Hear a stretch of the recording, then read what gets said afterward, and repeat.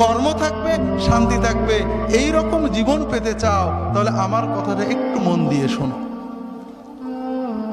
আল্লাহ তাআলা যে নিয়মে বানিয়েছেন, প্রকৃতির সাথে যুদ্ধ করে আমরা জিততে পারবো না। আল্লাহর প্রকৃতিকে মেনে নিতে হবে। আল্লাহ তাআলা আমাদের সৃষ্টি করেছেন প্রতিদিন ৬-৭ ঘন্টা তুমি ঘুমাবে, গভীর ঘুম, ১-২ ঘন্টা খেলবে, কঠিন পরিশ্রম, তোমার শরীর ঘেমে রক্ত টকবক করে বেরেনে যাবে।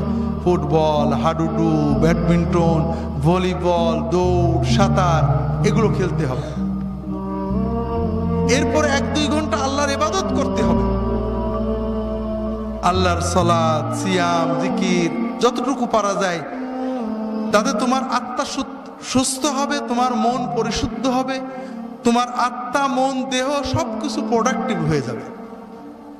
এরপরে তুমি ৪-৫ ঘন্টা তোমার ২৫-এর পরের জন্য কর্ম বা শিক্ষা নেবে।